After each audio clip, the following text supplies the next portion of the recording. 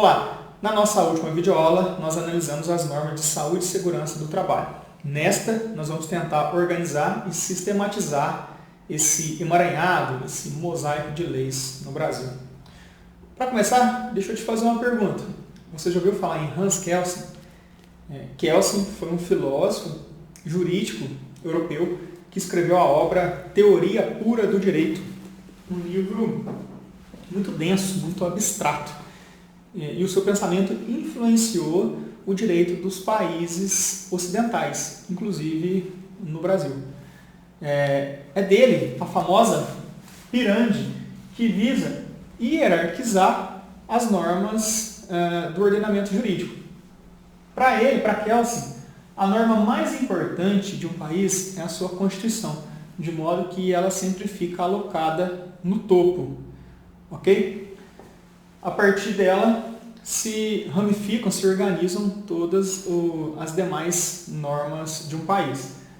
E aí nós temos aqui em segundo plano os tratados e convenções internacionais, que possuem uma peculiaridade. Tratados e convenções internacionais, eles podem assumir três posições distintas na pirâmide. No primeiro momento, sendo de direitos humanos e aprovado pelo quórum qualificado da Constituição, que impõe a aprovação nas duas casas do Congresso, em 2 turnos e por 3/5 dos deputados e senadores, ele assume um status constitucional. Então, ele ficaria alocado ao lado da Constituição. Uma segunda situação é o Tratado da Convenção de Direitos Humanos, mas que não é aprovado pelo quórum qualificado. E aí ele assume um status supralegal entre a Constituição e a legislação ordinária, exatamente aqui. E, não sendo de direitos humanos, mas aprovado pelo Brasil, o Tratado da Convenção, ele assume status de lei ordinária. No Brasil, a título de tratado internacional com status constitucional, nós temos apenas o Tratado dos Portadores de Deficiência. Em nível supralegal, apenas o Pacto de São José da Costa Rica. Agora, em nível de legislação ordinária, nós temos vários. Pois bem, Constituição, tratados e leis, aí nós temos as leis ordinárias, né? Como a CLT, o Código Civil, o Código de Processo Civil e assim por diante. Abaixo das leis, temos as portarias, como a 3.214 de 78 do Ministério do Trabalho e Emprego, que promulgou as normas regulamentadoras.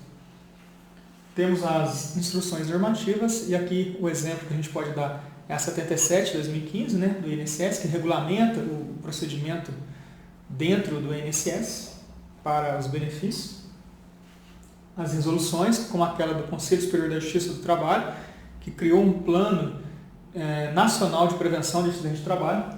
Temos as sentenças normativas, que são decisões judiciais que criam uma norma, no caso concreto, num dissídio coletivo, para impor obrigações, né, entre empresa e empregados, com o envolvimento dos sindicatos. Temos também os acordos e convenções coletivas, né, que também podem criar normas de saúde e segurança do trabalho. Os regulamentos de empresa, regulamentos empresariais, como o Compliance, que é um programa de gestão empresarial.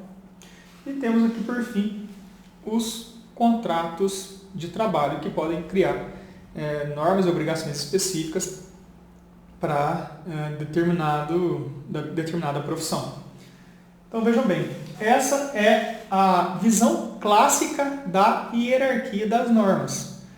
Mas nós temos que também chamar a atenção para a Declaração Universal dos Direitos Humanos.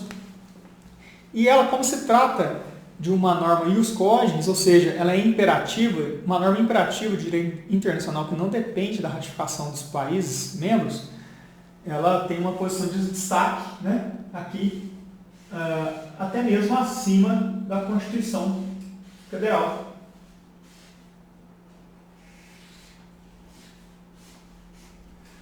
E os princípios de jurisprudência? Lembram que em aulas passadas a gente estudou que também são fontes do direito, aonde eles ficariam alocados aqui?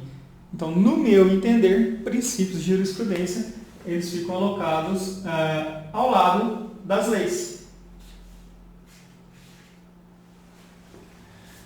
Ok, pessoal? Então, vejam que isso aqui, de maneira bem didática, é muito importante. Por quê?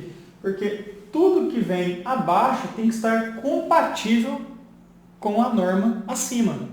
E é por isso que nós temos os controles de constitucionalidade. Quando o STF declara inconstitucional uma determinada lei, ele está dizendo que a lei ela não é compatível com a Constituição. Então nós vamos finalizando esse módulo. Só recapitulando, nós vimos os conceitos de norma, regra, princípio e também de jurisprudência. Analisamos as normas de saúde e segurança do trabalho e aqui a gente tentou organizar esse emaranhado de leis.